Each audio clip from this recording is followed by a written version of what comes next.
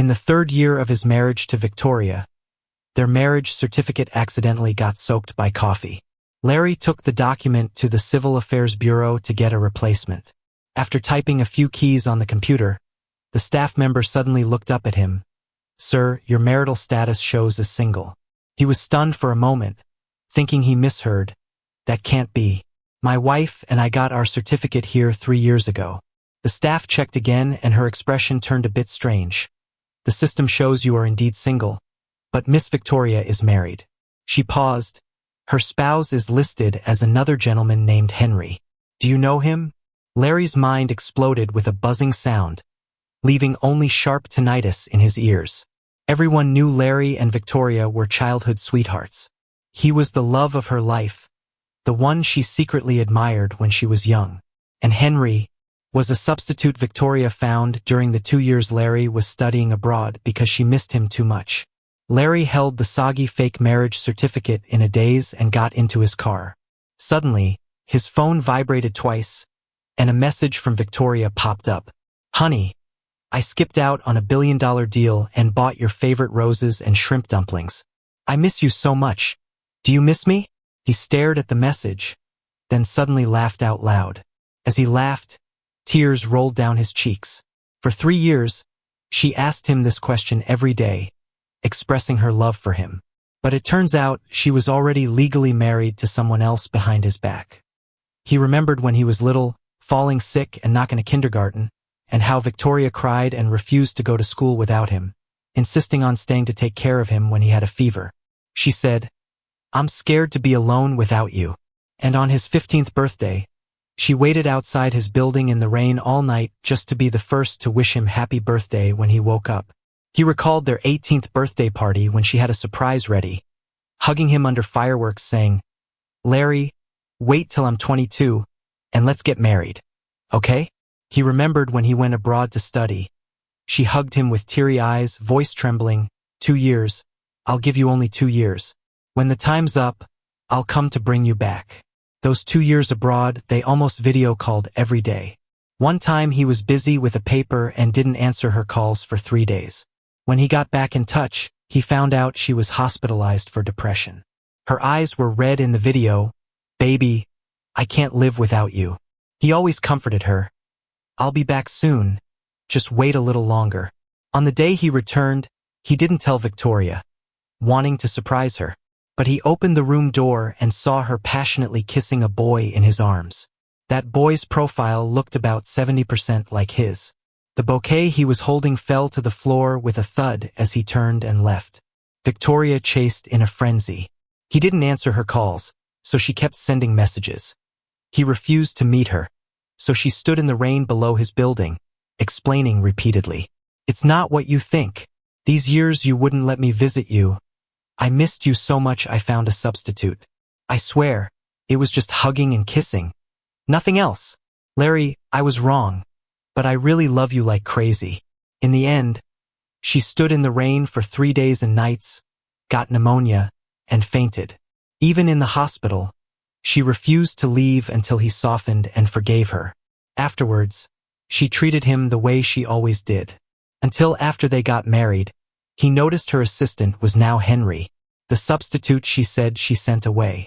She explained again, his parents aren't well, and he's not well suited for anywhere else, so he asked to return to the capital. "He interviewed for my assistant. I had no idea. He's capable and went through a rigorous selection process. I can't just fire him."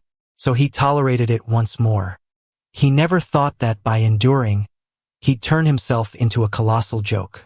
When the car drove into the Villa district, Larry had already figured it all out. He took a deep breath, ready to go inside, when he heard Victoria and her friend's conversation from the living room. "I just went to the hospital. Henry's fine, just some bruises. You can stay home with Larry," her friend said. Victoria leaned back on the couch, long legs crossed. She frowned and put out the cigarette in her friend's hand, her voice cool. "How many times have I told you? No smoking in my house. Larry doesn't like the smell." All right, you're such a husband lover." Her friend teased with a laugh, "But I really don't get it. You clearly love Larry so much. Why did you marry Henry back then? Tell me, do you see Henry as more than just a stand-in?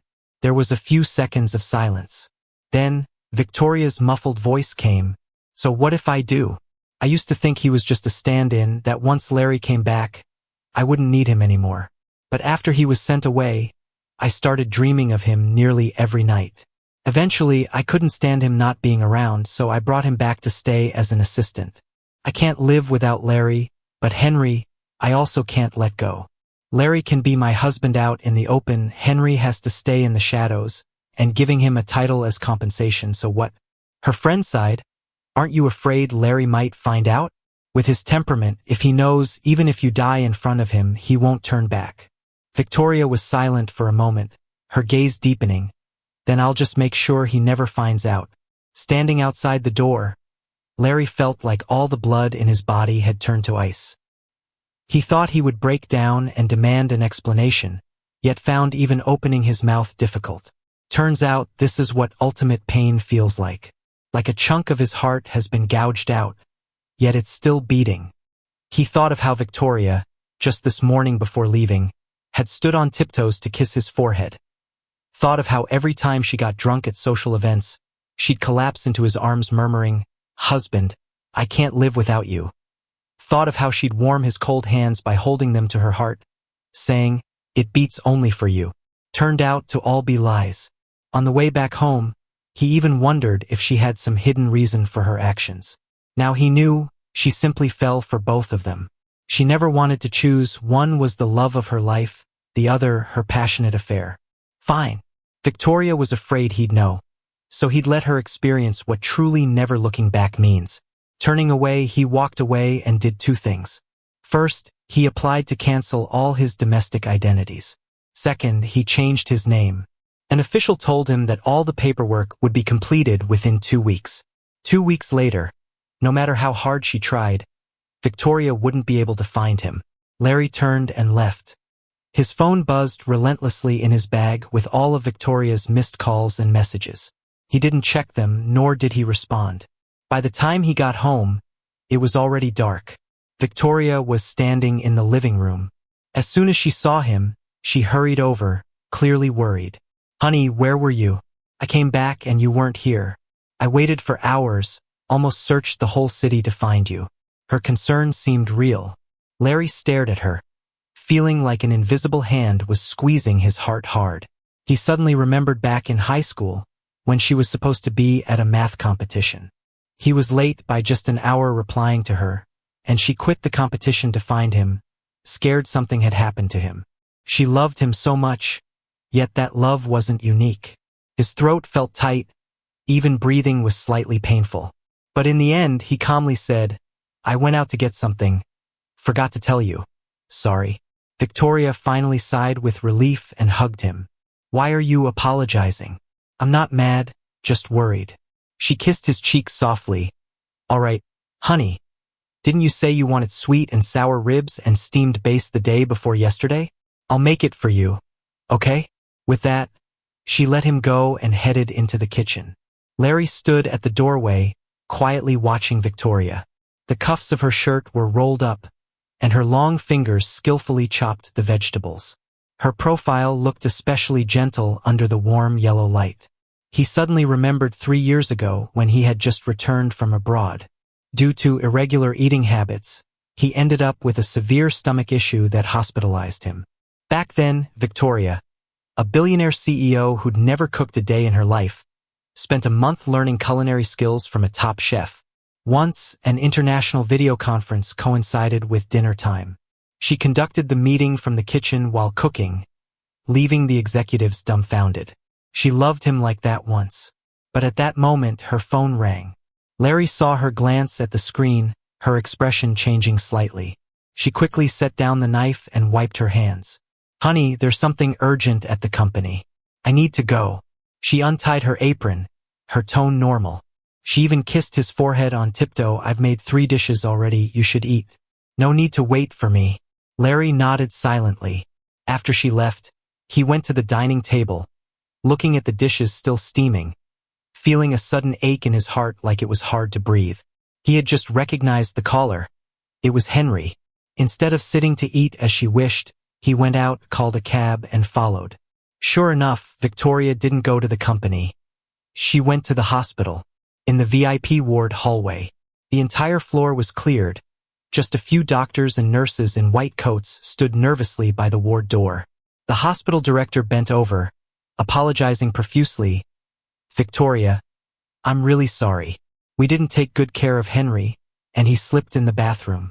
We'll definitely assign more staff and ensure this never happens again." Victoria's face was gloomy, her voice cold as ice. "If there's a next time, you might as well close this hospital." The director nodded repeatedly. Yes, we understand." Larry stood at the corner, his fingertips digging into his palm. Her friend had mentioned Henry only had a minor scrape.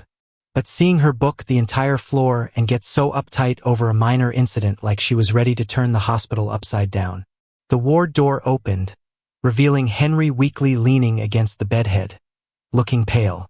Victoria quickly went over, holding his hand. "How are you feeling? Anywhere else hurt?" Henry clasped her hand, looking up at her pitifully like a puppy. "I'm sorry. I was so careless. Getting hit by a car is bad enough. Then slipping in the shower too, making you too busy to be with Larry. What if he overthinks? It's all my fault. What nonsense are you talking?" She gently scolded, but her tone was tender. "Focus on getting better. I'll be here with you these next few days." Henry gazed up at her with watery eyes. "What about Larry?" Victoria replied softly, "I'll handle it. You don't need to worry." After a pause, she added, "We're married. Isn't it natural for me to be here with you?" Larry's blood froze instantly. "Married," she said, "married." Before he could process it, he saw Victoria take off a bracelet and place it gently on Henry's wrist. "And stop calling yourself a jinx. This bracelet's been blessed. I've worn it for 7 years. Now it's yours to keep you safe and sound." With tears of gratitude, Henry hugged her. Standing outside, Larry's vision blurred, feeling like he might drown in deep waters. That bracelet was something he had acquired at 18 by kneeling every 3 steps and kowtowing every 9, all the way from the mountain base to the temple summit. It had rained heavily that day. His knees bled, his palms were scraped, but he finally got the monastery chief's blessing. When he came back, Victoria saw him in his sorry state and her eyes turned red instantly. Pulling him into her arms, her voice trembling, "Larry, are you crazy? Who told you to suffer like this?" He smiled and put the prayer beads on her wrist. The abbot said, "These beads will keep you safe and grant you a long life." She gently kissed him, saying, "I'll wear it forever." For the next 7 years, she truly never took them off. Even at the most formal business occasions, even in the most private moments, those beads were always around her wrist. But now, she placed them on another man's wrist with her own hands. Her heart felt like it was being cut open with a dull knife, and she could barely breathe from the pain. Turns out, her forever lasted only 7 years. He turned and walked away, his steps unsteady as if he were walking on cotton. By the time he got home, it was already late. As soon as he walked in, his phone buzzed. It was a message from Victoria. "Han, something came up at the office. I need to go abroad for a few days. Don't be mad. I'll make it up to you when I'm back." Larry stared at the screen, his fingers trembling above the keyboard. He typed one line, "A few days away on a business trip or with your husband." But in the end, he deleted it word by word, tears blurring his vision as they fell on the screen. After that, he started packing his suitcase. ID, passport, credit cards, everything that proved who he was went into the suitcase. 3 days later, Victoria came back. She opened the door with a big bouquet of roses in one hand and shrimp dumplings in the other. Smiling gently, "Honey, I'm back." Larry stood silently in the middle of the living room, watching her. She walked over, placed the flowers and dumplings on the table, and reached out to hug him. "The work stuff was so hectic. I had no choice but to go abroad. Otherwise, I wouldn't have left you for so long. Please don't be mad. Okay?" He shifted slightly, avoiding her hug, his tone calm. "Not mad. Just take care of your business." She paused, then laughed softly. "Not busy anymore. Everything's done. Now my job is to cheer you up." She took his hand, her eyes full of anticipation. "I prepared a surprise for you." Before he could respond, she pulled him into the car. Half an hour later, the car stopped in front of a music hall. Larry walked in, realizing the entire hall had been booked for them. The room was full of people, murmuring as they entered. Victoria really went all out, renting the whole hall for Larry. "I heard she flew in his favorite orchestra. They're playing just for him all day. That orchestra's booking fees have skyrocketed. This gig must have cost at least $1 billion. That's nothing. Everyone knows Victoria loves spoiling her husband." Larry stood under the dazzling lights, surrounded by admiring whispers, facing Victoria's gentle smile. But inside, his heart felt like it was soaking in ice water, cold and aching. She gave him grand romance, but gave her vows to another man. She let him live under the admiring gazes of others, but let another man live in her marriage license. Larry sat in a VIP seat in the music hall, surrounded by beautiful music and Victoria's gentle smile. She adjusted his scarf slightly, asking softly, "Are you cold?" He shook his head, instinctively frowning as a pain twisted in his stomach. Victoria noticed right away. "Is your stomach hurting again?" Feeling unwell, he nodded slightly. She placed her small hand on his stomach, sounding apologetic. "Is it bad? Should we head home?" Larry shook his head. Unable to persuade him, Victoria had her assistant send over some stomach medicine. In the meantime, all her attention was on him, frequently asking if he was okay or needed hot water or a blanket, as if he were still the one she loved most. Half an hour later, someone hurried over, calling softly, "Victoria, I've got the things you asked for." Larry and Victoria turned to see who it was. It was Henry. He held a paper bag in his hand, his hair slightly wet, his face a bit pale. Victoria's expression changed instantly. "You just got better. Who told you to come? Wasn't I expecting Tim?" Henry bit his lip, his voice raspy.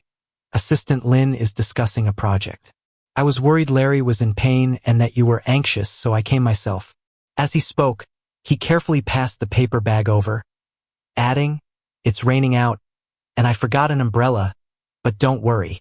I kept everything dry." Victoria's expression shifted several times before she accepted the bag and handed it to Larry. "I'll get you some hot water."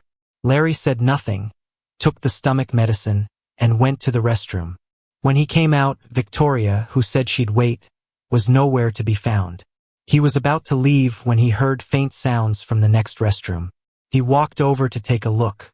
Victoria was against the sink, being deeply kissed by Henry. Victoria half-heartedly resisted. "Stop. My Larry is waiting for me." "But it's been so long since I've seen you, Victoria." Henry's voice was low and hoarse. "It's okay. I know in your heart, I'm still nothing, even if I braved the rain to bring medicine for Larry. I know you only have eyes for him." Hearing this, Henry's voice carried a hint of sobbing. "Victoria, I just want to see you happy." Victoria seemed moved, holding his neck tighter, kissing him deeper. Henry let out a soft groan. She chuckled softly, her voice tender. "You got excited so easily?" Henry's face turned red. "Go back to Larry. I'll handle it myself." "And how will you do that?" Victoria teased affectionately. "Some things need a woman's help to feel right." Her hand moved downward. What followed were the sounds of cloth rustling, Henry's repressed breathing, and Victoria's low coaxing voice. "Be good. I know you want me very much." Larry stood outside, feeling a searing pain. He remembered their first kiss. When she was 18, under the sky full of fireworks, she looked into his eyes and carefully asked, "Larry, can I kiss you?" He nodded, face flushed. She stood on her toes and kissed his lips, tenderly as if she was holding a fragile treasure. He remembered their first night together. He was restrained and cautious, worried he might hurt her. But Victoria shook her head, sat on his lap, pressed against him, and helped release his desires. She said only he could completely relax her. But now she was in the bathroom, pleasuring another man with her fingers. "Victoria, oh Victoria, you've hurt me so deeply." His heart felt like it was being torn apart, painful enough to almost knock him off his feet. He staggered back and accidentally bumped into a decorative vase by the wall. "Who's out there?" Victoria's sharp voice called out. When Victoria headed out, the hallway was empty. Only an orange cat was crouching in the corner, watching her warily. "Looks like it's just the cat." Henry followed her out, speaking softly. "You should get back to Larry. I'll just grab a cab home later." Victoria frowned.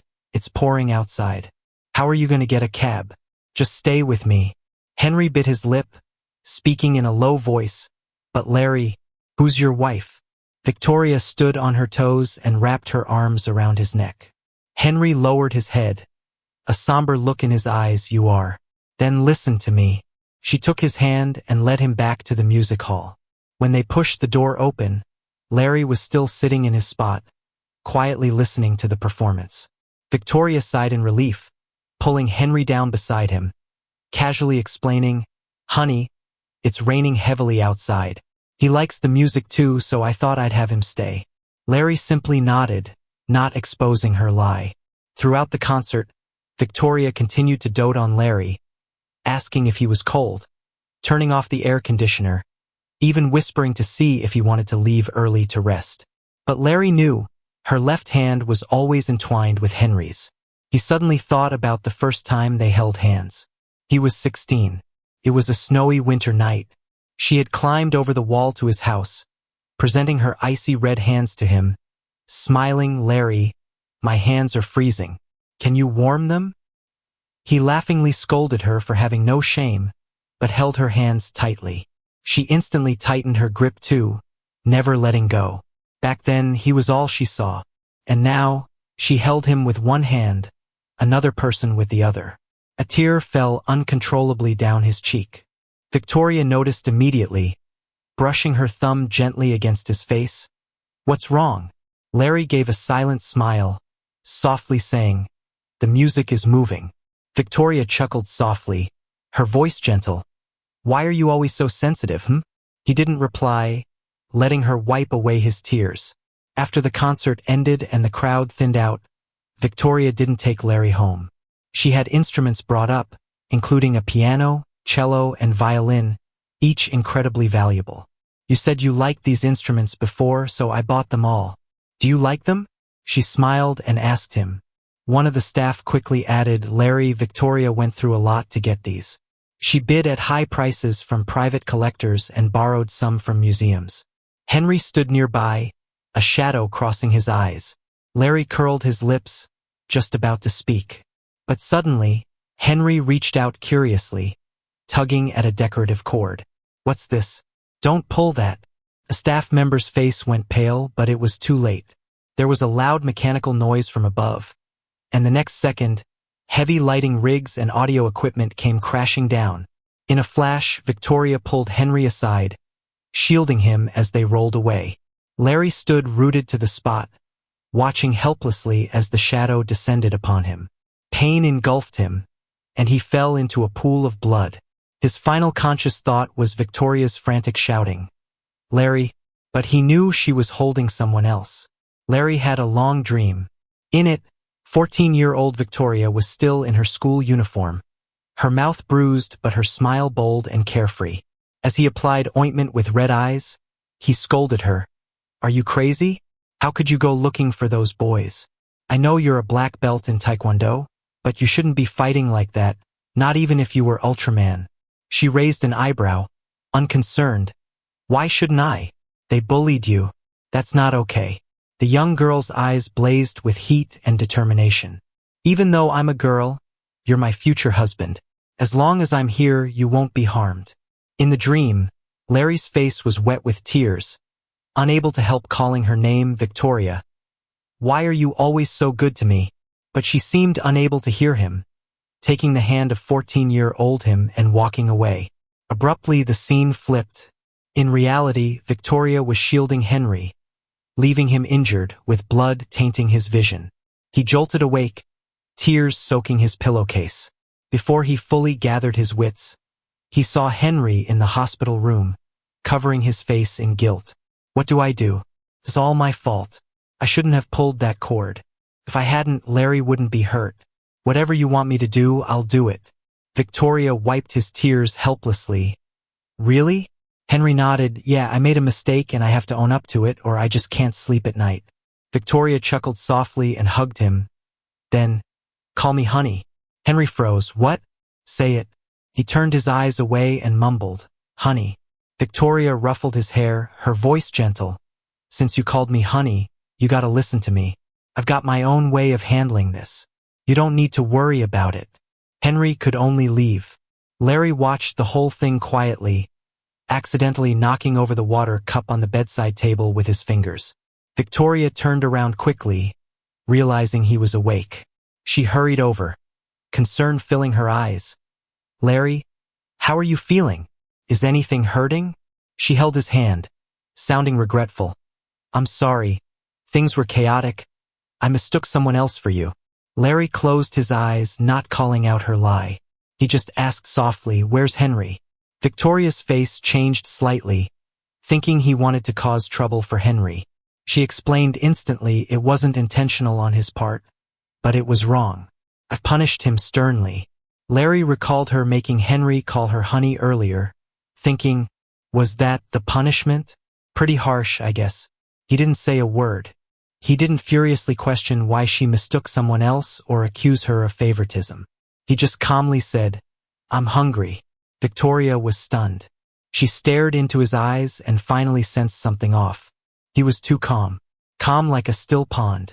She opened her mouth, wanting to say something, but Larry repeated, I'm hungry, completely messing up her thoughts. She suppressed her unease and nodded gently. All right, hubby, I'll grab you something to eat. Hold on.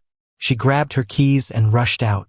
As the door closed, Larry's tears fell uncontrollably, but he quickly wiped them away. He looked out the window. The sunlight was blinding but couldn't reach his heart. Love causes hysteria. Resentment triggers outbursts. But now, for Victoria, he had neither love nor hate. Victoria canceled all her work commitments and stayed by Larry's side at the hospital. She personally fed him, cleaned his wounds, and even checked at night to make sure he didn't kick off his covers.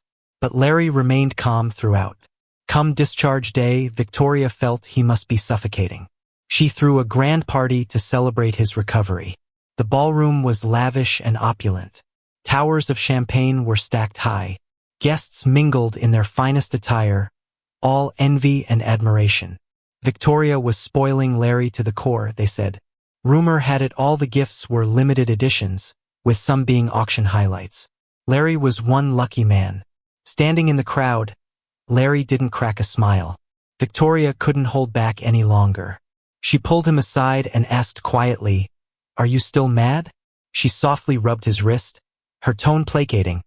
I swear, I really mistook someone else at that moment. What can I do to get you to forgive me? Just say it and I'll do it, all right? Larry looked at her and suddenly smiled. Okay then, fire Henry. Victoria's expression shifted, her voice softening. His family is struggling. His parents are sick. Why make it so extreme? Larry quietly watched her. Earlier, she said she'd do anything, but when it came to Henry, she quickly backtracked. As he was about to speak, Victoria's phone rang. It was Henry. On the phone, he shouted loudly, Victoria, help me. Someone hired a group of thugs, and they said they're going to kill me. Victoria's face instantly changed. What are you saying? Where are you now? But the call was already disconnected. Victoria tried to call back immediately but couldn't get through. She turned to Larry with a gaze that shifted from urgency to suspicion to suppressed anger. Larry, where is Henry? Her voice was tight, but she remained somewhat composed. Larry's heart sank. She didn't trust him. She didn't even need proof to believe it was him. Larry's voice trembled. You suspect me? It's not suspicion. She rubbed her forehead. It's just that he mentioned people were going to hurt him. So? Larry's voice shook. You think it was me? Victoria was silent for a moment and then spoke softly. I didn't say that. It's just urgent right now. You panic just like that from a single call? Larry suddenly laughed, though his eyes were cold. Victoria, what exactly is your relationship with him? She frowned even more. This is a life and death situation, and you're getting jealous now? Jealous? Larry's voice was as light as a feather dropping. You think this is jealousy? Victoria took a deep breath, trying to soften her tone. Larry, there's really nothing between him and me. But he might be in trouble now. Just tell me, was it you? It wasn't me. Larry interrupted her, each word sharp as a knife. I'll say it one last time. I don't know where he is, and I didn't have people mess with him. Victoria stared at him, the agitation in her eyes growing more apparent. Time ticked by and she still couldn't reach Henry. Finally, she completely lost patience. She grabbed Larry's wrist, her grip so tight it was like she could crush his bones. Larry, I said I've already punished him. Why are you doing this? Killing someone makes you legally responsible, too. I don't have time for this nonsense. Tell me, where's Henry? Larry turned pale from the pain but stubbornly repeated, I don't know. No matter how many times you ask, I don't know. Victoria was furious. Larry, it's like I never knew you. She let go of him fiercely. Larry staggered a few steps.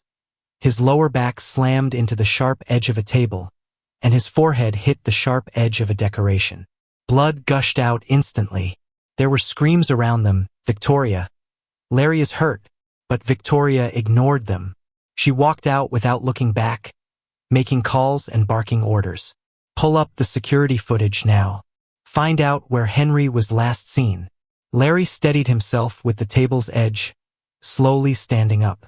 Blood ran down his temple, warm and sticky, but he didn't feel the pain. Compared to the pain in his broken heart, this injury was nothing. He stared blankly in the direction Victoria left, suddenly laughing. Why would she care about him? Right now, her entire focus was on Henry. Just like before, it was all on him.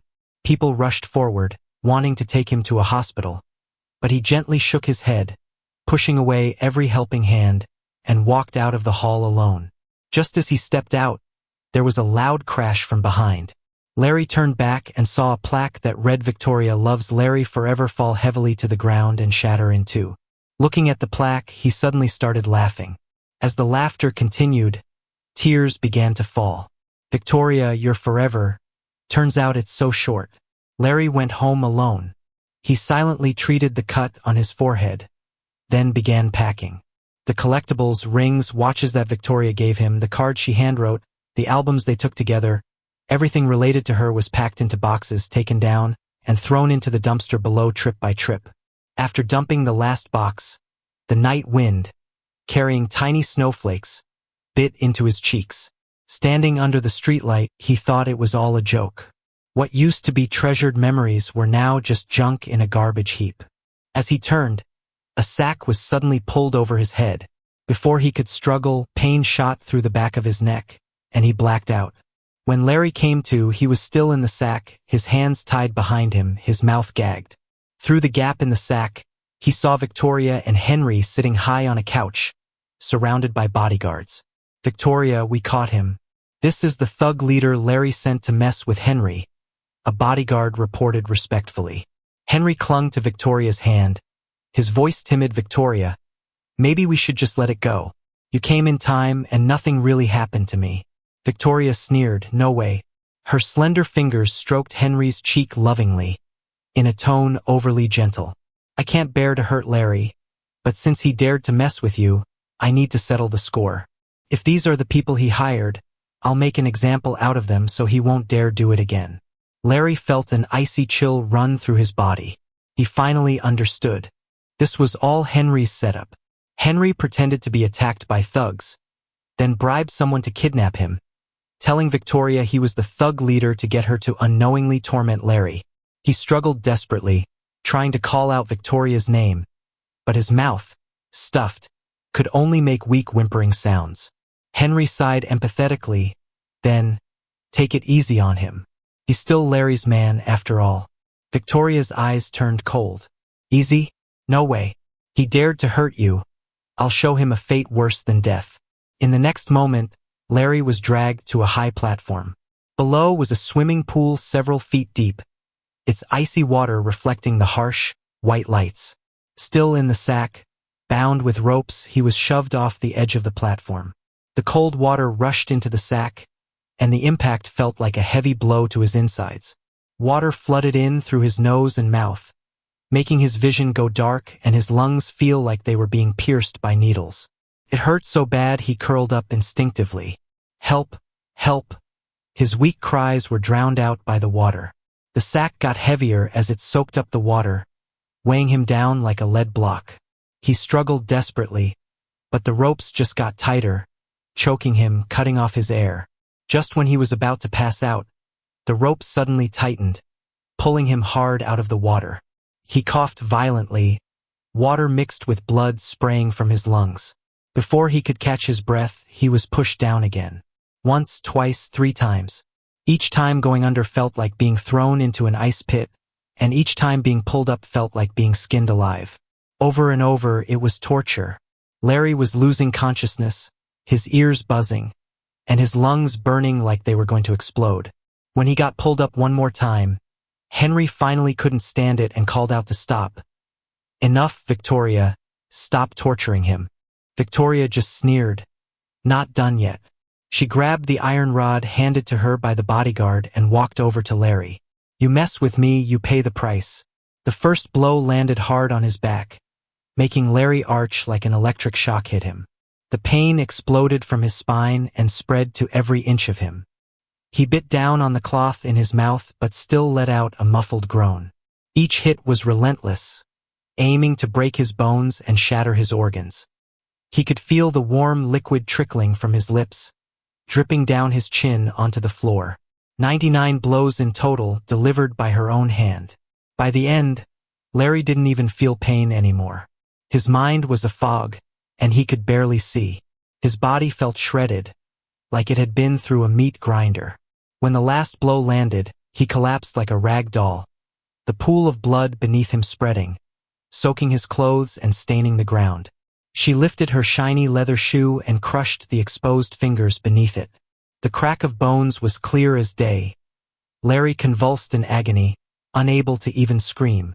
Finally satisfied, Victoria withdrew her foot and turned to fall into Henry's arms. She lightly ran her fingers through his hair and asked, "Did I scare you just now?" She said soothingly, "It's over now, no one will bother you anymore." She waved to the bodyguard, dismissing Larry as if dealing with trash. Dump him back. With that, she and Henry left without looking back, her high heels making sticky sounds in the pool of blood. The cloth in Larry's mouth finally came loose. With every ounce of strength left, he rasped her name, Victoria. His voice barely more than a flicker in the wind. She paused for a second, but Henry seized the moment to faint, leaning against her. "Victoria, my head hurts suddenly." Victoria immediately refocused, ignoring her earlier hesitation. "I'll get you to a hospital right away." She hurried off, never looking back. Watching her walk away, Larry began to laugh. Tears mixed with blood rolled down his face. If only she had turned around to look, she would see the person she once cherished was the one she had nearly beaten to death. But she didn't. Her eyes were full of only Henry. When Larry came to again, he was dumped on the floor of a villa. Wet and bruised, the pain was unbearable, like his bones had been crushed. He struggled to get up, every movement tearing at the wounds on his back. His fingers were swollen beyond recognition. Where they broke, the skin was a sickly, bruised color. His phone vibrated in his pocket. With shaking hands, he pulled it out and saw 2 messages. The first was from Victoria. "Honey, I was wrong before. I shouldn't have snapped at you. I just don't want you to make mistakes. I'm at the hospital with Henry for a few days. Won't be back until he's better." Larry stared at the screen, a bittersweet grin spreading on his face. How laughable it all was. She tortured him half to death, yet she could still call him hubby like nothing happened. She didn't even notice he was missing. The second message was a notification. "Larry, your request for identity cancellation and name change has been approved. Effective immediately." Larry clutched his phone tightly, his knuckles white. Finally, he could leave. He forced himself to stand, changed into clean clothes, and grabbed the suitcase he'd packed long ago. Everything that belonged to him was gone except 2 things. First, the couple's necklace Victoria gave him when she turned 18. The pendant hid a mini camera. When she gave it to him, she said, "Larry, I want to know what you're doing at all times." Sweet back then, now just ironic. She probably hadn't checked it in ages. But if she did, she'd see it was her who pushed him into that high-diving pool every time. She was the one who hit him 99 times. She was the one who crushed his finger bones. Second thing, the love letters she wrote while pursuing him. A thick stack, the yellowing paper still bearing the sign of a young girl's handwriting. "Larry, I saw you in a white shirt today, and my heart was beating so fast, I thought I might die. Larry, let's get married when I graduate, okay? I can't wait another day. Larry, I will love you forever. Only you."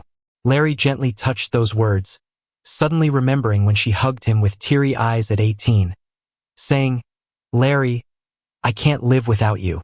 Promises that used to keep him awake now seemed ridiculous. Larry put the necklace and letters on the coffee table, then turned away without hesitation. He tossed his phone in the trash, burying the past with it. From now on, the world would no longer see the Larry who shed tears for Victoria. When the plane took off, Larry watched the city's lights fade, momentarily seeing 18-year-old Victoria smiling at him from the clouds. Then, a sharp pain exploded in his ribs, the vision vanished, and he bit his lip hard, blood filling his mouth. "Sir, do you need help?" asked the woman next to him, lowering her magazine. She noticed Larry's cold sweat. Larry shook his head and buried his face deeper into the scarf, still smelling of dank basement. A cheap buy from the airport restroom. "I'm fine," his voice light, just a bit airsick. Stella eyed this young man who felt out of place. His camel coat was a size too large, and there was a ring mark on his left ring finger, while the right hand was twisted in an unsettling way. Even in a 78-degree cabin, he couldn't stop trembling. "I'm a doctor." Stella handed him a tissue. "You don't look well." Larry accepted it, and Stella noticed the bruises on his wrist, marks of a professional binding. She realized this wasn't a typical domestic abuse case. "Thanks." Larry clenched the tissue in his palm but didn't use it. No traces. Not now. But as soon as they landed, Victoria couldn't find him even if she turned the earth upside down. Suddenly, a sharp pain shot up from his abdomen, and his vision darkened, warm liquid dripping from his nose. His fingers touched something sticky and red. Stella quickly unbuckled her seatbelt. "Flight attendant, we need medical help here." Through his blurry view, Larry saw her deft fingers undo his collar. Oddly, he thought of Victoria's hands. Last night, they were unbuttoning Henry's shirt the same way. He felt hands lifting him, like a leaf on a stormy sea. Remembered being pushed into the pool, icy water stabbing his lungs, and the rough sackcloth burning his cheek.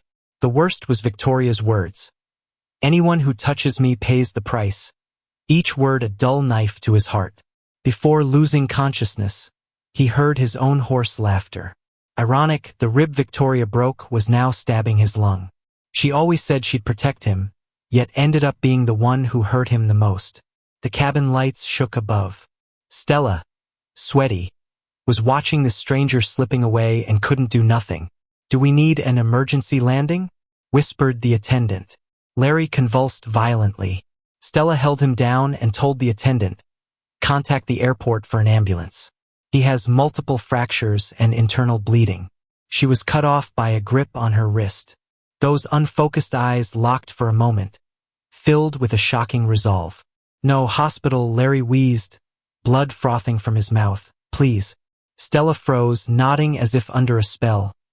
"I have a retreat in the outskirts." He awoke to the smell of disinfectant. Sunlight filtered through the curtains, and Larry stared at the ceiling, unsure if this was real or a dream. A gentle voice came from beside him. "Awake?" Startled, he turned to a pair of calm eyes. The woman held a medical chart, casually closed it seeing him awake. "You suffered internal bleeding on the plane. I administered emergency care. How do you feel?" Larry's hand went to his abdomen. The pain was lesser, yet a dull ache lingered under the skin. His voice came out raspy, "Thank you." The woman nodded and handed him a cup of warm water. "I'm Stella. This is my private retreat, very safe." The cup was warm in his hand, and Larry's fingers traced its edge unconsciously. He fell silent, then softly said, "L. My name is L." Larry stayed at the retreat healing. Stella checked on him daily, but never pried into his past. Once, during a dressing change, a nurse accidentally knocked a tray over. The clatter of metal on the floor made Larry flinch and curl up instinctively. Stella paused mid-motion. She noted his reflexive guard over his ribs and the lingering wrist bruises. These injuries aren't accidental. Larry's breath hitched. Stella didn't push, just calmly fixed his collar. "You don't have to answer. If you need anything though, the lawyers and police here can assist." Larry gripped the sheet, shaking his head.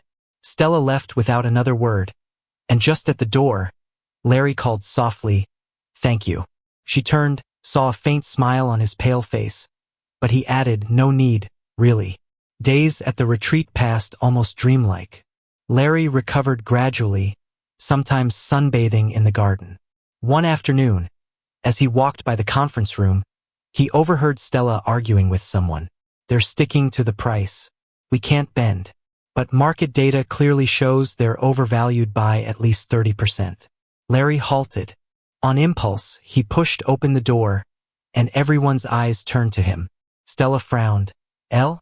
Larry pursed his lips, pointing at the financial reports on the screen. After a moment, he spoke. "The cash flow forecast on page 3 has issues. They're hiding some debt. If you calculate this way, the actual premium should adjust up by 15%. Silence fell over the room. Stella stared at him for a few seconds and then suddenly pushed the files over. "Go on."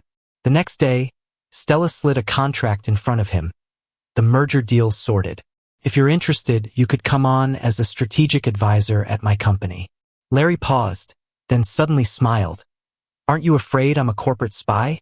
Stella leaned against the table, looked at him, and calmly said, "I looked into your background. Didn't really find anything. But my gut says you're trustworthy." In the VIP hospital room, the scent of disinfectant was masked by the lilies nearby. Victoria sat bedside, holding a bowl of steaming chicken soup. The spoon clinked softly against the bowl's edge. "Henry, just one more sip." She brought the spoon to Henry's lips, her voice so warm it almost melted. "I simmered it for 4 hours, got all the fat out." Henry, pale-faced, stifled a smile, sipping gently as she held it. His lashes cast shadows in the light. "Victoria, with you here, won't Larry—" "He won't mind," Victoria interrupted, sounding as if convincing herself. "Larry's the most understanding." But when she set the bowl down, the sudden ding of the ceramic spoon hitting the glass table stung like a sharp pain in her temple. It had been 3 days. 3 days without word from Larry. She took out her phone.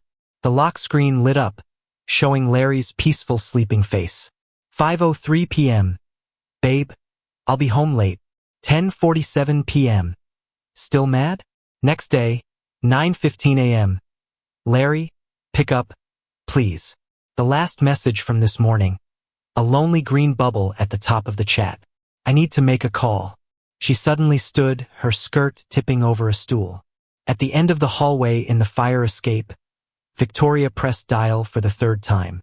A robotic voice echoed in both English and Chinese, saying nobody was available to answer. Then she called her assistant. "Xiao Chun, head to the villa." She paused, not asking if he saw Larry, just told him to check the security system. About half an hour later, the assistant messaged back. "Victoria, everything's fine with the villa security system, but what? The kitchen garbage disposal hasn't been used in 3 days. The smart system logs the last use the day you left." Victoria's breath caught for a moment. Larry had OCD. He'd never let trash sit overnight. The fingerprint lock beeped familiarly, and the entry lights flickered on. But everything was pitch black inside. No lights on, and it stayed silent as the grave since she opened the door. "Larry?" Her voice echoed in the high-ceilinged living room. No response. The faint rose scent had vanished, replaced by a chilling emptiness. Victoria stood at the master bedroom door, her heart racing with unexplainable panic. When she opened it, she couldn't help but widen her eyes at the sight. The closet stood open, his clothes gone without a trace. His usual cologne, sunglasses, all missing from the dresser.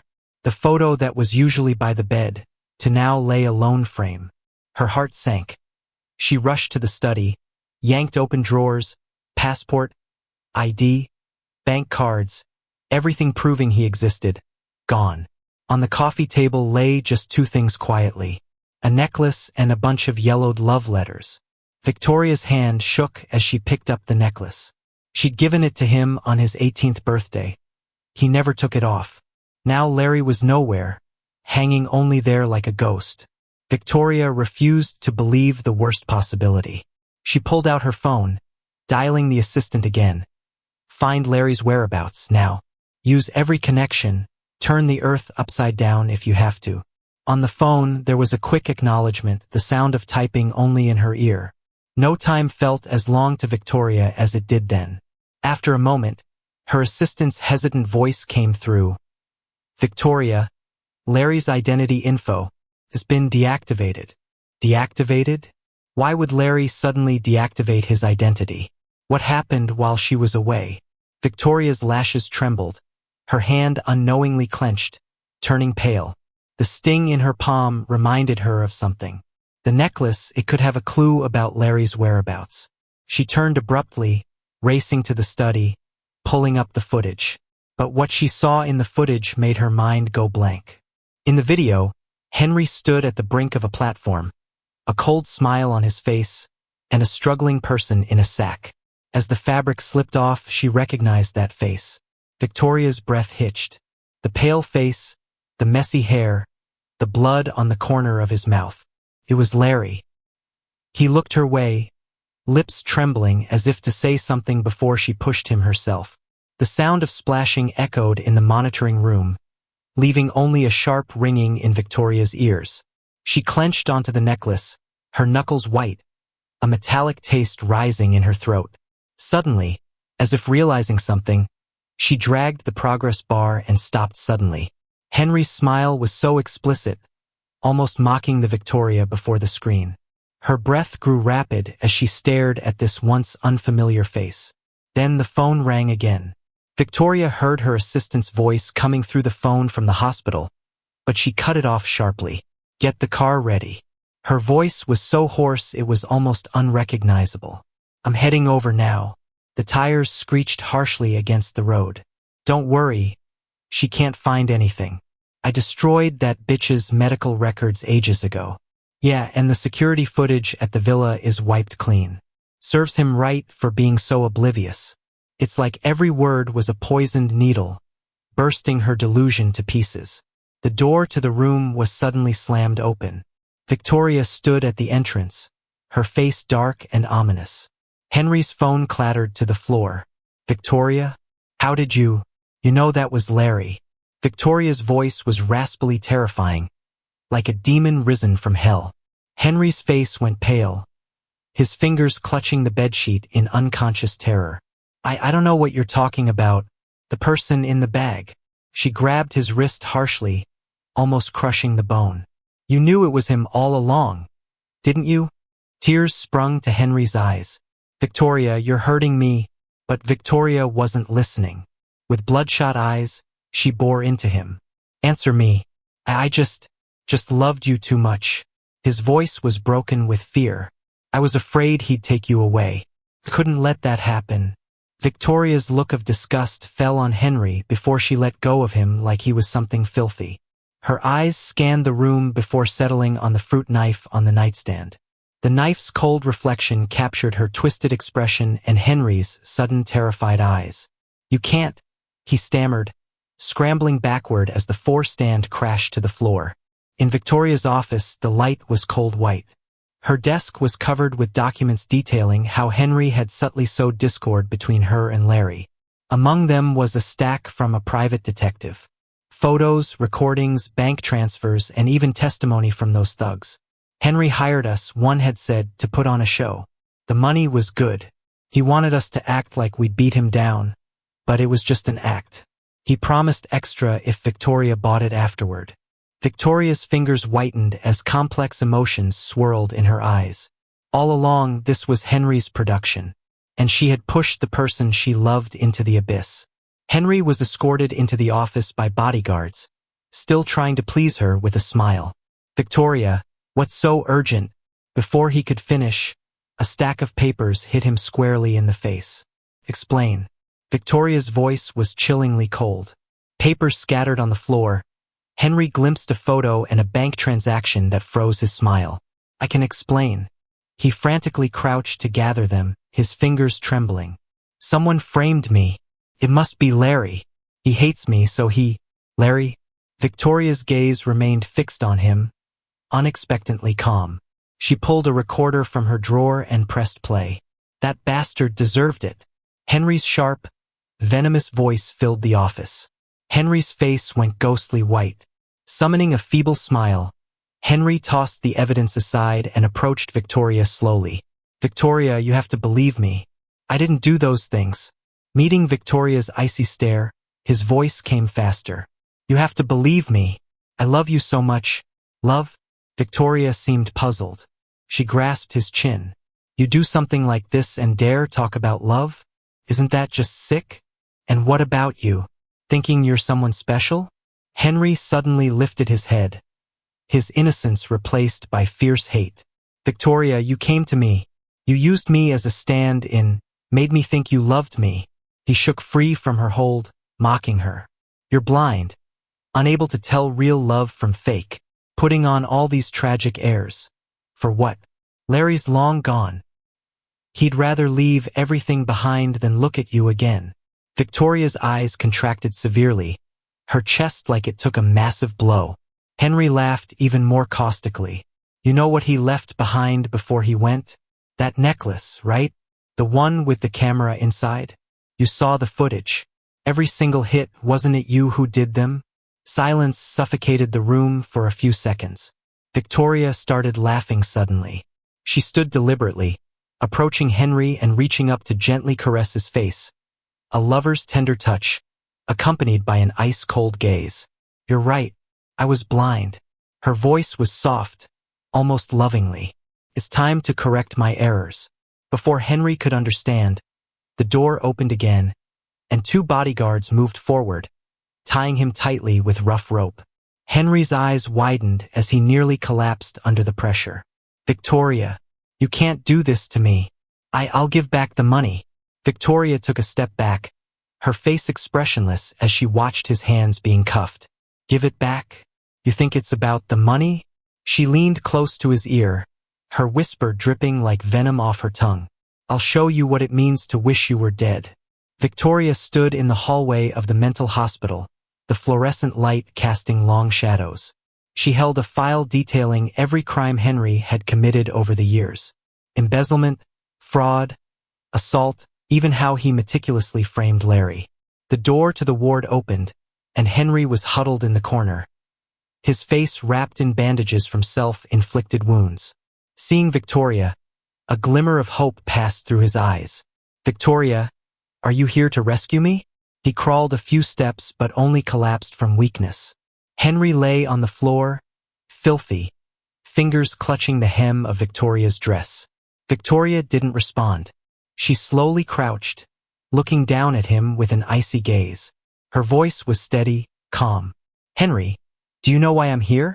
Henry shook his head, trembling, tears dripping down. I know I was wrong.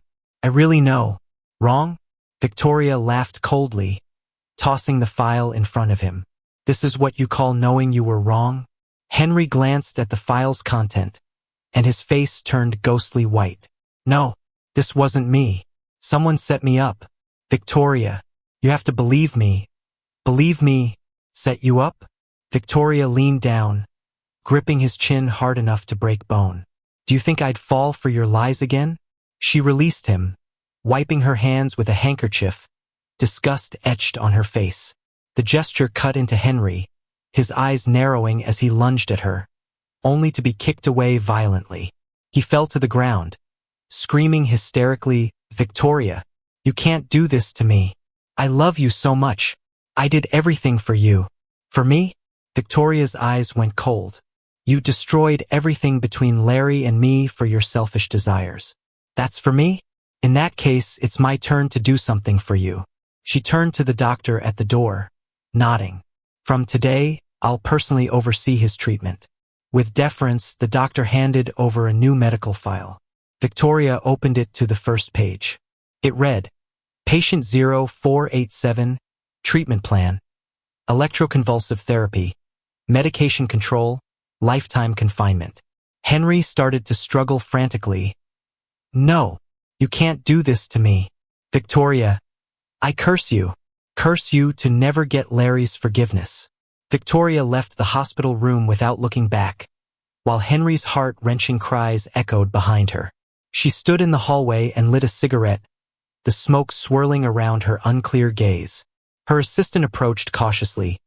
Victoria, as per your instructions, Henry's family assets have been completely frozen, and Henry's parents have been restricted from taking any actions to ensure they can't find Henry, the patient. Victoria nodded slightly. Leak his embezzlement to the media. I want him utterly disgraced. The assistant nodded and left, as Victoria stubbed out her cigarette and looked out at the night sky. She knew that this revenge wouldn't make up for the harm Larry suffered, but at least she wouldn't allow Henry to hurt anyone else. Victoria stood in front of the villa where she and Larry used to live, replaying the security footage she'd watched countless times. But all the surveillance records were wiped clean by Henry, leaving no useful clues. Keep looking. Her voice was hoarse, eyes bloodshot. Even if we have to turn the whole city upside down. Find him. Her assistant nervously handed over a document. Victoria, Larry's identity information has been deleted, and his entry and exit records erased. Victoria clenched her fist so tightly her knuckles turned white. She went frantically through all her connections, sparing no expense on a bounty, but it was as if Larry vanished into thin air. She visited every place they'd been together, from their high school campus, amusement parks, mountaintop temples, and even the city abroad where he used to study. But each time she came up empty-handed. She began having frequent dreams, where Larry stood in a pool of blood, looking at her coldly. Victoria, you pushed me into the hell yourself. Awaking drenched in sweat, her heart ached like a piece had been torn from it. Victoria expanded her search area, neglecting company matters. She flew between countries, hoping to find that familiar figure. 3 months later, Victoria stood outside a luxury store on Montaigne Avenue, staring vacantly at the wedding dresses in the window. Larry once said his favorite wedding was simple, no lace, no diamonds, just pure white. She smirked at the memory. Those days were like bubbles vanished. She didn't even know where Larry was. Suddenly, out of the corner of her eye, she spotted a familiar figure. Blonde hair, tall frame, walking with the same gait as the person from her dreams. Her heart skipped a beat, and she instinctively followed. Larry. The man didn't turn, continued on. She quickened her pace, reaching out to grab his wrist. But the next second, a black car stopped in front of him. A woman in a purple gown embraced him, whispered in his ear, making him smile faintly. His profile revealed a completely unfamiliar face. Victoria stood frozen. It wasn't him, just a similar silhouette. She dropped her hand, throat tight. Her phone rang, her assistant's timid voice on the other end. Victoria, the evening event is about to start, you. Victoria closed her eyes, hung up, and walked away. Just as she turned, Larry put down his cup, gazing at her fading figure from a cafe on the street corner. Was it her? Stella asked, following his gaze. Larry nodded slightly. He stood up, taking Stella's hand. Let's go, the gala awaits. Larry adjusted the diamond earring in front of the full-length mirror, a faint smile playing on his lips. Victoria's attending the private event tonight too, Stella mentioned, handing him a glass of champagne. Is your focus on her? Or is this event about her? Larry took the glass, tapping the rim lightly with his finger, making a crisp sound. You're overthinking it. At the gala, crystal lights cast a dazzling glow. Holding champagne, Larry casually conversed with European business representatives, his fluent French and sharp business insights drawing attention. As Victoria entered the venue, Her eyes were subconsciously drawn to his figure exhibiting familiar, sharp poise. She frowned slightly, intending to approach, but he turned, brushing past her. In that moment, she caught a faint scent of roses. Victoria spun around, but the figure vanished into the crowd. Who was that gentleman? She stopped a server, her voice tight. That's Mr. L, the founder of the rising investment company LY, the server replied with a smile. Victoria's pupils contracted sharply. LY, she murmured. That was unmistakably an acronym for Larry's initials. She dared not believe, yet couldn't help but hope. Larry was back. It was Stella's third time noticing Larry's unusual attention toward the V group. She stood by the study door, watching his tall figure tense under the lamp, the pen skidding fiercely across the paper. It didn't seem like data analysis, more like dissecting a foe. Reviewing V group's reports again, Stella brought hot milk, making her steps more pronounced on purpose. Larry's fingers twitched almost imperceptibly, quickly closing the folder.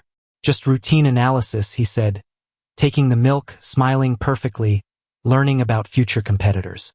Stella didn't call out his lie. For 3 months, he'd studied V Group more than any other, sometimes working late into the night. Yet whenever she tried to query, he'd divert the subject, especially since that unilateral encounter in Paris. Don't stay up too late, she finally said, placing the cup down. There's an early meeting tomorrow. Larry nodded, but his gaze had already drifted back to the pile of documents. As Stella shut the study door, she heard the pen scratch paper once more, a manifestation of some deep-seated fixation. At 3:17 a.m., a sharp scream pierced the villa's silence. Stella sprang from bed, instantly alert with a doctor's instincts. The sound came from Larry's room. She rushed without bothering with shoes, opening the door to a sight that made her heart clench. Larry was huddled in the corner, hands clamping his own throat, his face as pale as a sheet. His pajamas clung to his sweat-soaked, slender back, his body shaking like a leaf. Most haunting were his eyes, pupils dilated, gaze unfocused, as if witnessing a horrific scene elsewhere. Stella knelt in front of him, hesitant to touch him. Look at me. Can you hear me? No response. Larry was breathing more and more heavily, and his lips were starting to turn blue. It was an acute PTSD episode. Stella quickly assessed the situation. She gently held Larry's wrist and felt the cold, clammy sweat. Breathe with me, she said, placing his hand on her chest.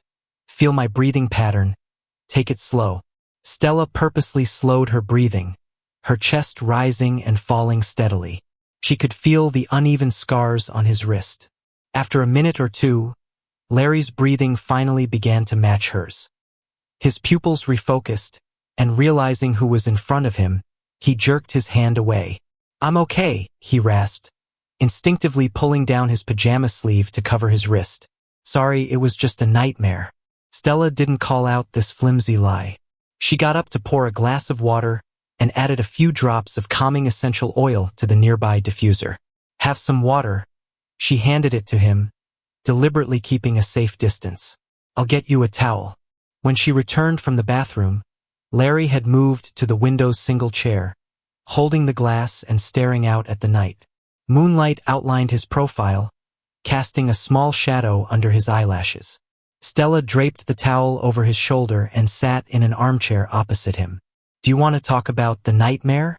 She asked casually, like discussing the next day's weather. Larry's fingers absent-mindedly rubbed the rim of the glass. After a long silence, he suddenly spoke. Do you know what it feels like to drown? Stella was slightly startled. At first, water floods your nose, burning like fire. Larry spoke softly, as if telling someone else's story.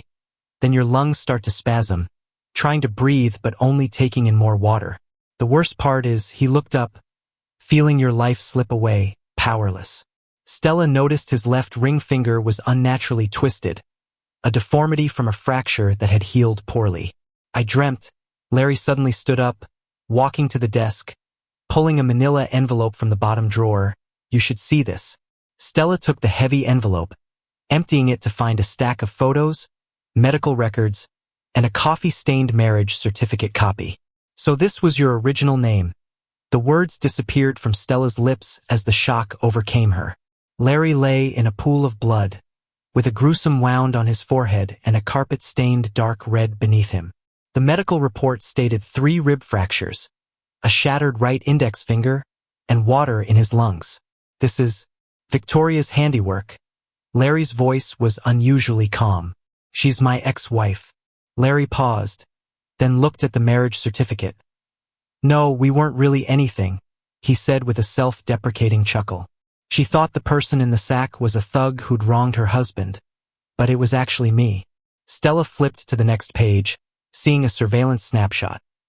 A woman repeatedly pushing a sack-covered person into a pool. A young man with an innocent face standing nearby, smiling.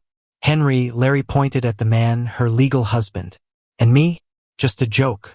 Now Stella understood his obsession with the V group. It wasn't just business. It was deeply personal, fueled by a burning grudge. So you want to ruin her, Stella stated, not questioned.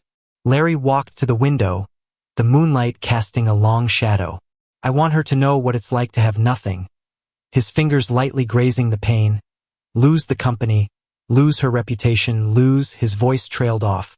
Stella stood behind him, making her presence known without touching. Revenge won't bring real peace, she said softly. Then what will? Larry turned abruptly, his eyes holding a dark fire. Forgiveness? Forgetting?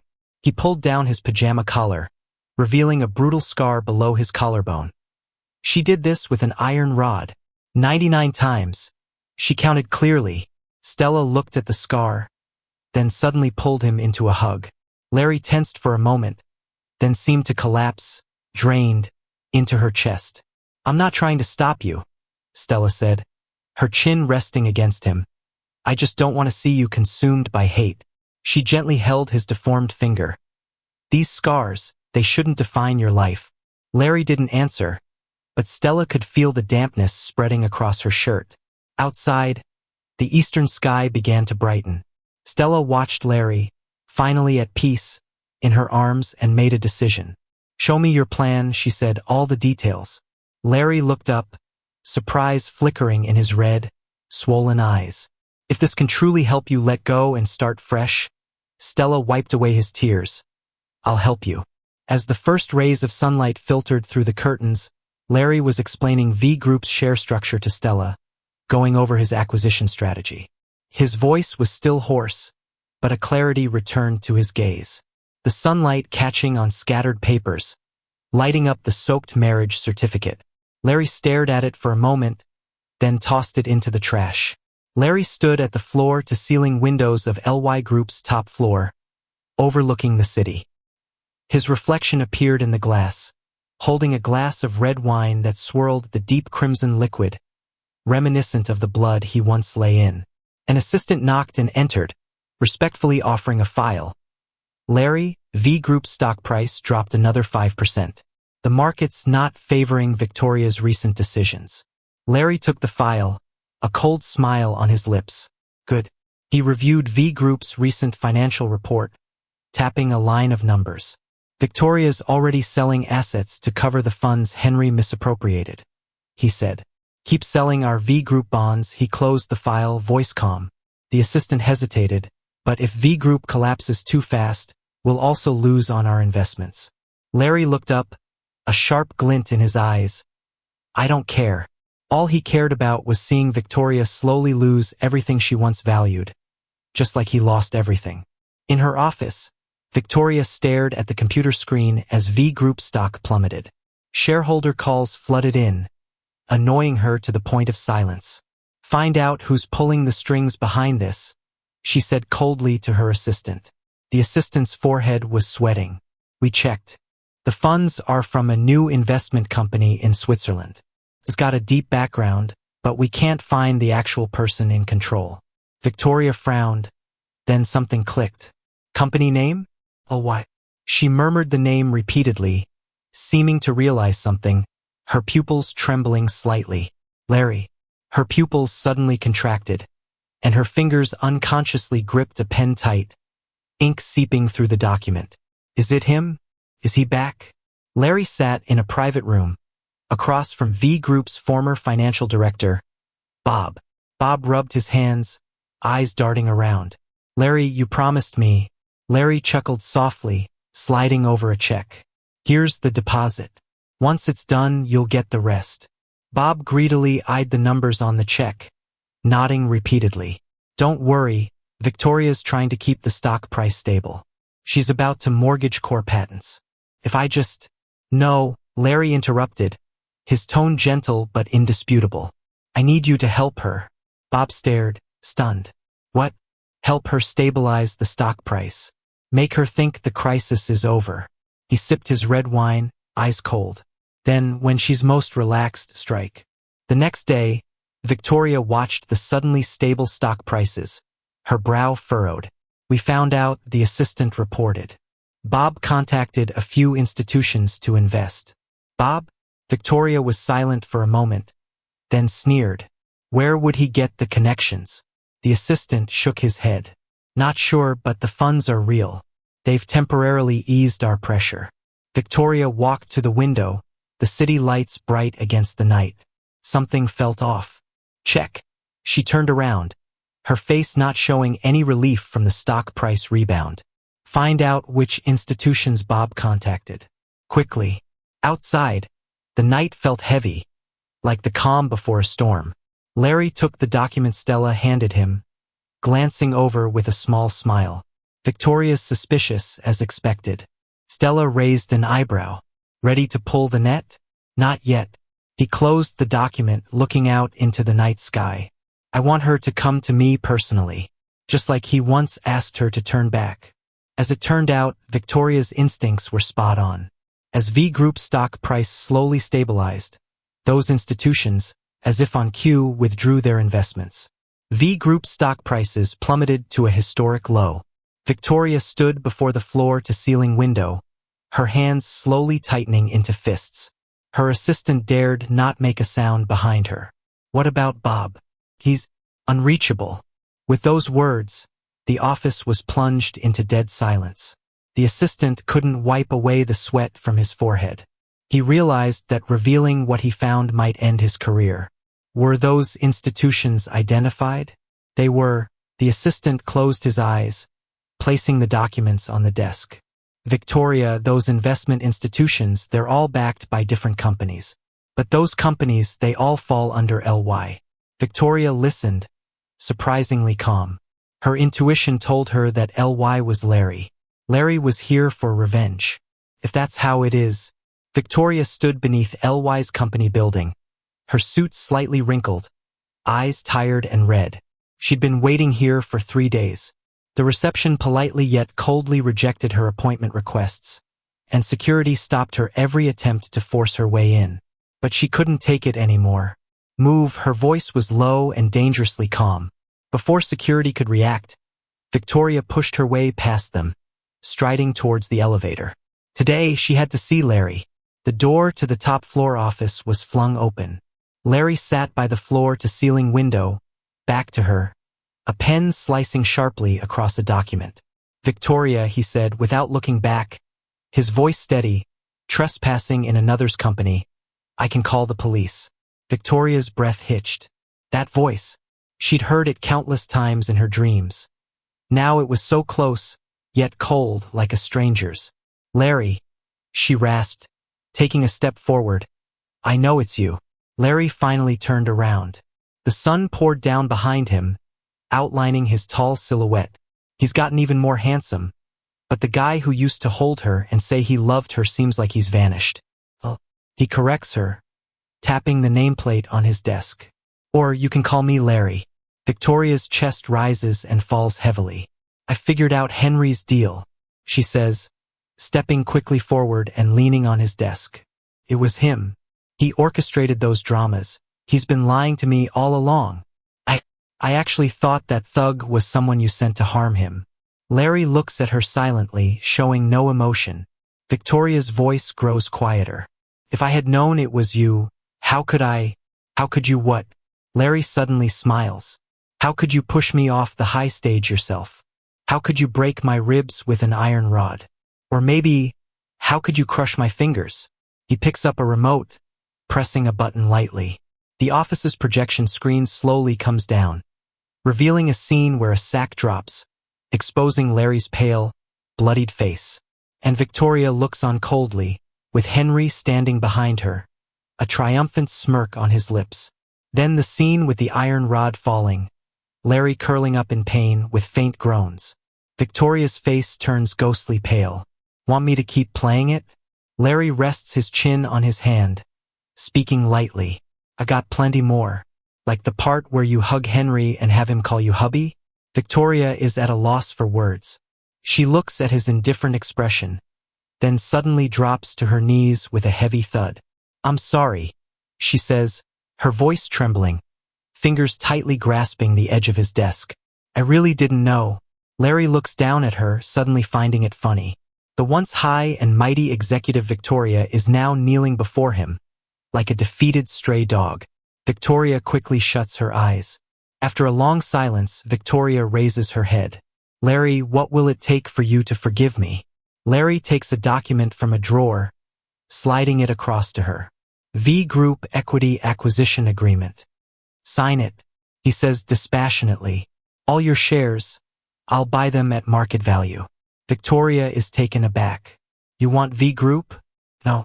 Larry rises, the sound of heels clicking on marble echoing crisply. He leans down, lightly tapping the contract with his finger. What I want is for you to personally deliver V Group into my hands, he says with no pretense about his true intentions, and then watch it be destroyed piece by piece.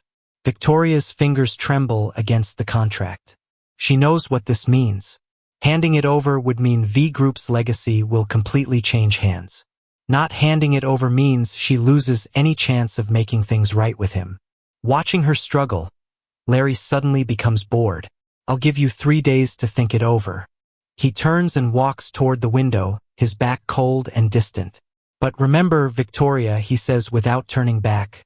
You are in no position to negotiate with me right now. In the penthouse conference room of V Group, the city lights are bright outside the floor-to-ceiling windows. Larry sits at the head of the table, his fingers tapping the table, facing stacks of asset division agreements waiting to be signed. On either side of the table, high-level execs once groveling at Victoria's feet now sit with heads bowed, barely breathing lest they disturb his thoughts. Sell off the new energy department. Merge the medical division with Y Group, he announces, calm as if discussing the day's weather. As for the remaining shells, leave them be. The CFO cautiously asks Larry about the V Group brand. Larry looks up, a cold smile on his lips. V Group? He stands up slowly, his heels' sharp clicks on marble resonating like a warning bell in everyone's minds. There is no more V Group from today on, he says, tossing a final document to the silent woman at the end of the table. The document lands in front of Victoria, its cover reading position adjustment notice in bold letters. She's retained her CEO title, but all decision-making powers revoked, required to submit daily reports to Larry. Victoria stares at the document, her fingers twitching but not reaching for it. Larry watches her, then laughs suddenly. What, Victoria, not satisfied? The conference room is dead silent. Victoria raises her head slowly, those once hawk-like sharp eyes now lifeless, like they've lost all vitality. After a few seconds of silence, she finally picks up a pen and signs her name. Victoria, your daily report.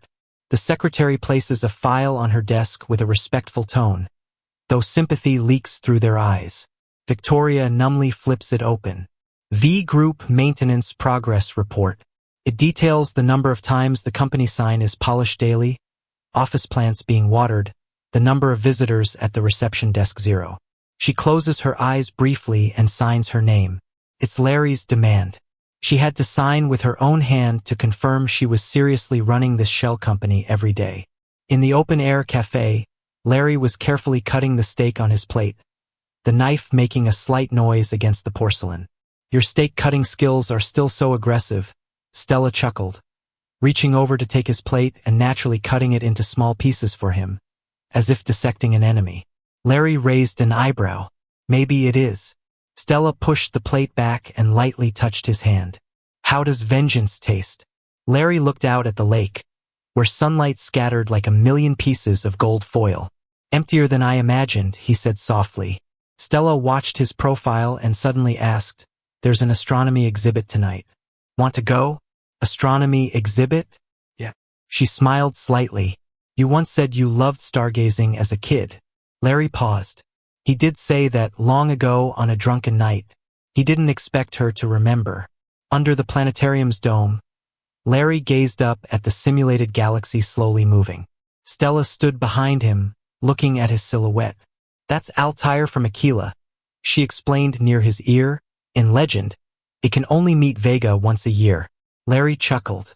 "Isn't that a tragedy? But at least they reunite every year." Stella's voice was gentle. "Isn't it?" Larry turned his head to look at her and suddenly noticed how her lashes appeared incredibly long under the blue light, like they were sprinkled with stardust. The space between them unknowingly grew smaller, closer. "Larry!" A hoarse shout came from behind them. Larry turned to see Victoria standing at the bottom of the steps, pale-faced, eyes bloodshot. She stared hard at their clasped hands, her chest heaving violently. "Who is she?" The hallway light in the planetarium was a cold, harsh white. Larry leaned against the wall, casually adjusting his cuff. "Victoria, do I need to remind you? Your behavior right now qualifies as stalking." Victoria's fists clenched, cracking with tension. "I asked you, who is SHE? Stella," he smiled slightly, "my partner, girlfriend, or future wife. Define it however you want." "Wife?" The word stabbed like a knife into Victoria's heart. She grabbed his wrist fiercely. "We aren't divorced yet." Larry looked down at her hand and unexpectedly laughed. "Divorced? Victoria, don't forget our marriage certificate is fake." He gently pulled his hand free and pulled out a document on his phone to show her. "Declaration of marriage nullity. Need me to remind you?" He leaned close to her ear, voice like a snake's hiss. "Your legal husband is in prison now." Victoria stumbled back a step, like all her strength had been drained. Stella stepped out of the shadows, one hand in her pocket, the other naturally hooked around Larry's arm. "Victoria," she said calmly, "if you keep harassing my boyfriend, I might file for a restraining order." Victoria stared at Stella's hand on Larry's arm and suddenly remembered years ago. Back then, she also declared before everyone under the cherry blossom tree at school, "Larry is mine. No one else can touch him." Now, the roles reversed, she was the one being warned, tasting the pain of a broken heart. On the way back, Larry stared at the rapidly receding scenery outside the window and suddenly spoke up. "Was I too cruel just now?" Stella kept one hand on the wheel, covering his hand with the other. "Compared to what she did to you, this isn't even interest."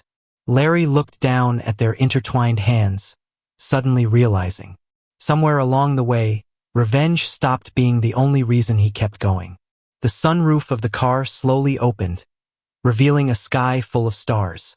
Stella's voice blended with the night breeze. "Look, Vega." For the first time, Larry tilted his head up and found that the night sky didn't make him feel lonely anymore. Not far behind them, Victoria stood in the shadows, glaring intently at where Larry and Stella sat. "Larry, you're doing this to hurt me, aren't you? You can't let me go either. Finding someone like this to make me beg?" Her eyes darkened with determination. Rain poured down, and the concrete ground in front of the V-Group building gleamed under the downpour. Victoria knelt in the rain, her suit drenched, wet hair sticking to her forehead. Her knees sank deep into the water, yet she stubbornly lifted her head, eyes fixed on the window lit on the top floor. She knew Larry was there. Her voice hoarse but almost drowned by thunder. "Larry, please, see me one last time." The revolving door slowly opened, and a few security guards approached with black umbrellas. The lead guard sighed. "Victoria," Larry said, "if you keep this up, we'll have to take action." Victoria tugged at the corner of her mouth, rainwater dripping off her chin. "Then let him come and kick me out himself." The security guards glanced at each other, reluctantly picking up the walkie-talkie to check in. Whatever the response was on the other end, they looked hesitant before bringing out a bucket. In the next second, a bucket of ice-cold water poured down on Victoria, soaking her head. The cold cut right through her, making her lips turn colorless as she shivered uncontrollably. From the top floor window, Larry watched expressionlessly, tapping his Bluetooth earbud. "Victoria, you think playing the victim's gonna work on me?" His voice was clear and ruthless through the security's walkie-talkie. "When you broke my bones back then, I didn't get the chance to beg." The next morning, Victoria woke in her hotel suite to find her credit cards all frozen. Her phone buzzed non-stop with missed calls from her bank manager, the screen full of notifications. She called back, and the manager spoke in a serious tone. "Victoria, your personal accounts have been locked down by the international settlement systems, including your overseas trust funds." Her knuckles went white around her phone. Larry was pushing her to the edge. Without her assets and the V Group, she couldn't even afford the hotel room now. A dry laugh escaped her, raspy as sandpaper. "Larry, you're really leaving me with nothing." But Larry's revenge didn't stop there. During a company-wide meeting, Larry sat at the head of the table, fingers tapping rhythmically. "We've got something special today," he began with a smile, looking at the audience. "Let's welcome Victoria to read one of her commercial masterpieces." Victoria stood in the corner, pale, clutching a yellowed stack of papers. They were love letters she wrote to Larry at 18, full of youthful promises. "Read," Larry softly urged. "Let everyone appreciate Victoria's writing." Silence filled the room. Victoria's fingers trembled slightly as she opened the first page. "Larry, saw you in that white shirt today. My heart practically burst." Her voice cracked, struggling as she got to the third page. "Marry me when I'm 22. Love you forever, just you." Her voice was hoarse, but she finished all 20 pages. As she read the last line, the room was quiet enough to hear a pin drop, with a few teary-eyed female employees. Larry, however, kept smiling, even clapped at the end. "Brilliant performance," he commented. "Shame it was all lies." Victoria's head snapped up, something breaking in her gaze. The event stirred up talk inside the company. Stella barged in, slamming files on Larry's desk. The top paper was a medical report. "Victoria, severe depression, with symptoms of gastric bleeding. Take a look." Stella's voice was icy. "Keep going and she'll die." Larry glanced over it, fingers clenching around his coffee. He quickly composed himself, sipping indifferently. "So what?" Stella stared at him, laughing without warmth. "So what? Larry, when did you turn into this?" She stepped closer, her long fingers tapping the medical report with a dull thud. "Taking everything wasn't enough? Having her grovel daily wasn't enough? Does she have to end up in the ICU?" Larry's lashes fluttered, the cup hot against his palm. "I didn't push her." He met her eyes, cold and detached. "She brought it on herself." "Really?" Stella leaned in, caging him in his chair. "Then why won't you look at me?" Larry held his breath. Stella's voice dropped, carrying an inexplicable tone. "Larry, is it because you never really let her go?" The office was dead silent. Rain tapped on the glass, a somber countdown. Larry set down his coffee with a soft clink. "I haven't," he finally whispered, putting all his effort into those 3 words. Stella stayed close, her stare cutting. "Then why can't you admit you've gone too far?" Larry shot up, almost nose to nose with her. "Stella, you have no idea what I went through or what she—" "I know," Stella interrupted, her tone suddenly tender. "But the way you are now, isn't that what Victoria did to you back then?" The realization hit Larry like a blow. He staggered back, chest heaving. "Yeah, when did this happen?" His vengeance had turned him cold, methodical in her destruction, even relishing her unraveling. Wasn't this exactly what Victoria had done to him once? His voice broke. Stella sighed, brushing his cheek.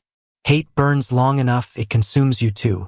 Larry closed his eyes, a tear slipping quietly down. Bang! The office door flew open, the secretary rushing in panicked. "Larry." Former V Group affiliates teamed up with 3 private equities for a hostile takeover of our stocks. He was instantly alert. "When did this start?" "Half an hour ago." The secretary handed him a tablet. "They've already secured 12% and are buying more." The screen showed an interview with the ex-V Group CFO, smiling chillingly. LY's acquisition methods were controversial. We're just restoring order, claiming what's ours. Larry clenched his fists, nails biting into his palms. Bob, the ex-finance chief he'd flipped, was now leading this. Set up a meeting, counter their moves, Larry ordered coldly. And trace their fund sources. No need, Stella cut in. Bob likely never switched sides to begin with. Larry whipped around. Meaning? Stella nodded, her gaze complicated. You thought he was V Group's man. More likely, he's on his own side. Larry's mind raced. In that case, this was much simpler than anticipated. He grabbed his coat. Get the car, I'm heading to V Group. Stella frowned. Where are you going? Without turning back, Larry replied, to find Victoria. Opening the door, Victoria stood by the window, appearing almost a shadow. Hearing him, she turned, surprise flickering before dissipating to nothingness. Well, look who's here. Her voice cracked. Here to check on your handiwork. Larry? He went straight to her, thrusting the tablet at her. Explain. Victoria glanced at the screen, frowning. I don't know about this. Bob's working for you. He used to be. She met his eyes steadily, like how I used to be yours. Larry was breathless. They locked eyes for a moment. Then he inhaled deeply. I need you to fix this with me. She froze. Rain poured harder outside, streaking the glass like tears. Why? She whispered.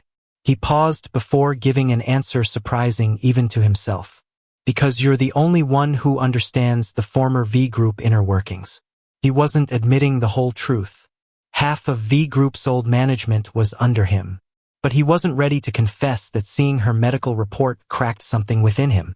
Victoria studied him for a long time before softly laughing, exhausted yet at peace. All right.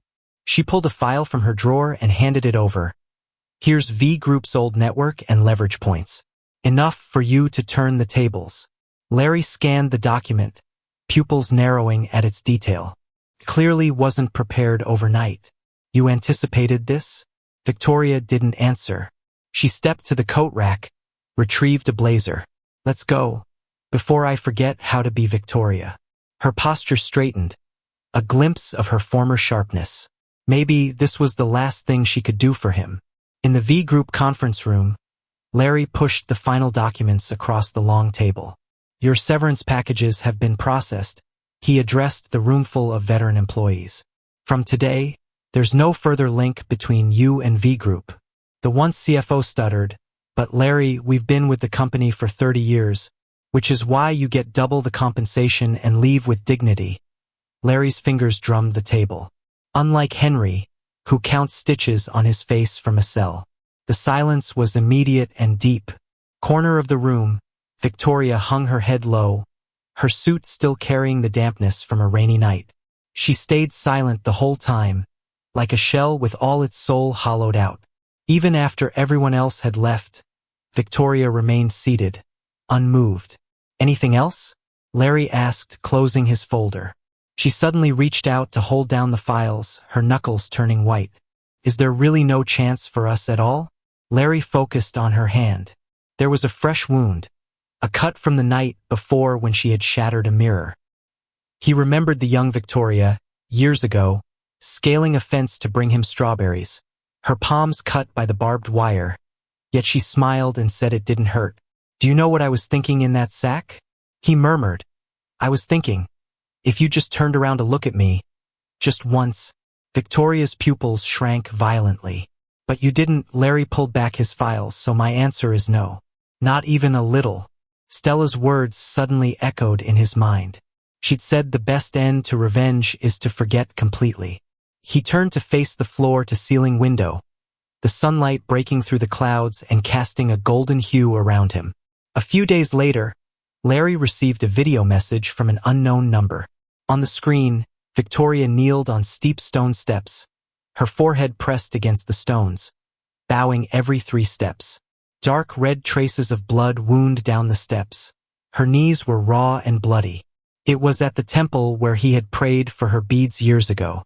The background voice belonged to an assistant, low enough just for Larry to hear. Victoria has been kneeling for 3 days. The abbot says she's praying. Delete it. Larry shut off the video. I don't need updates on her anymore. He walked over to the safe, retrieving a stock transfer document. After signing it, he paused, pulling out a sticky note. The pen hovered for a while before finally leaving 3 words. "To cleared." When Victoria received the file, she was lying in the temple's meditation room, burning with fever, feeling out of it. The abbot sighed as he handed her hot tea. Attachment harms both oneself and others. She tremblingly opened the file. The stock transfer dropped out, with the sticky note blown onto her heart by the draft through the window. In her daze, she remembered being 20 years old, Larry waiting for her in the snow, his nose red from the cold, smiling as he said, "Victoria, I finally got you." But now she'd lost him for good. Outside, the first snow of the winter quietly began to fall. Stella's car stopped in front of a pure white building on the city outskirts. "I wanted to show you after it was completed," she said, opening the car door and lightly tickling his palm with her fingertips. "But someone's been too busy with work to fit me in." Larry raised his eyebrows. "Is that a complaint?" "It's an accusation." She tilted her head and nibbled his ear. "You've ignored me for 3 days and 7 hours. Inside, the building was brightly lit, with a crystal plaque at the end of the hallway covered by a red cloth. Stella suddenly covered his eyes from behind. Count down from 3. In the darkness, he could hear the fabric falling. "Now look." The red cloth dropped to reveal a plaque labeled Trauma Medical Research Center, shining under the spotlight. "All profits will go toward researching trauma recovery," Stella whispered by his ear, "including those old injuries on your knees." Larry stared at the plaque, a lump in his throat. The scars from when he had kneeled for her prayers. She remembered them all. By coincidence or fate, the research center's lounge window faced the old V Group building. Larry was buried in data when he noticed a light moving across the ceiling. When he looked up, fluorescent blue letters appeared on the wall. "Larry, the kite's stuck in the tree." He froze. This was the secret phrase Victoria invented when she was 16. That day she broke her arm getting his kite but smiled, saying, "Don't cry, Larry, it doesn't hurt." On the rooftop of the opposite building, a slender figure leaned against the railing, a laser pointer still flickering. Even from across 100 yards, he knew it was Victoria. She wore the school jacket from when they first met, like a stubborn ghost. The glow continued to move, forming new words. "This time, I'll catch you." Larry stared for 3 seconds, then abruptly rose to draw the curtains closed. As darkness enveloped the room, he called Stella. "Come to the lounge now," he heard himself say, unusually calm, "and bring the ring hidden in the second drawer of the locker room." He heard a soft clatter over the phone. "When did you know?" Stella's breath was quick and shaky. Larry traced the tiny slit of light peeking through the curtain, a smirk forming. "Last time when you sneaked to measure my ring size, you got chalk all over my hand." Across the street, the laser was persistently trying to pierce through the curtain, casting faint dots of light on the floor. He stepped on the light spot, hearing footsteps outside the door growing louder and more frantic. "Stella," he called her full name suddenly, "I need you to come in and propose to me right now." The door burst open. She was holding a velvet ring box, panting heavily but her eyes shining bright. The laser flickered one last defiant blink beneath his feet, then went out completely. Larry's wedding was almost just like he imagined back in the day, minus all the unnecessary frills. He held her hand and exchanged rings at an observatory on top of the Alps. Only a handful of close friends were there, and the sound of champagne glasses clinking mixed with the mountain breeze, crisp and clear like stars shattering. "I thought you'd want a grander wedding," Larry said, kissing her fingertips. Stella gazed at the Milky Way. Only someone who's been under the spotlight knows how precious quiet can be. A waiter came up with a mountain of gifts, one particular ebony box standing out. The moment Larry opened it, Stella felt his fingers twitch. It was a string of Buddhist beads that Victoria had once given to Henry. Now, they lay quietly on velvet inside, each sandalwood bead smooth from years of touch. The attached card had just 7 words. "This time, I wish you peace." Stella snatched the box and tossed it to her assistant. "Donate it to a temple." But Larry chuckled. wrapping the beads around the bouquet. Makes for a good cautionary tale too. In the secure psychiatric ward, the TV broadcast wedding news. Henry's bony fingers dug into the screen, nails splitting and bleeding, oblivious.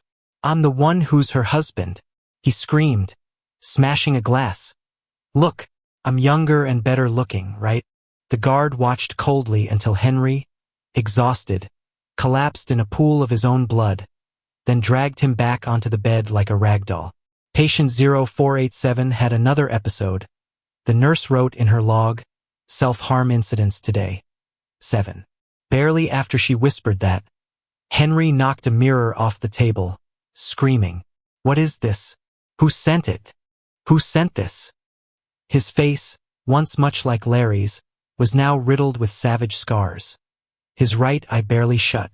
The guard stared at him indifferently. "Anonymous donation, you have to accept it per protocol." Henry clawed at his own face, drawing more blood.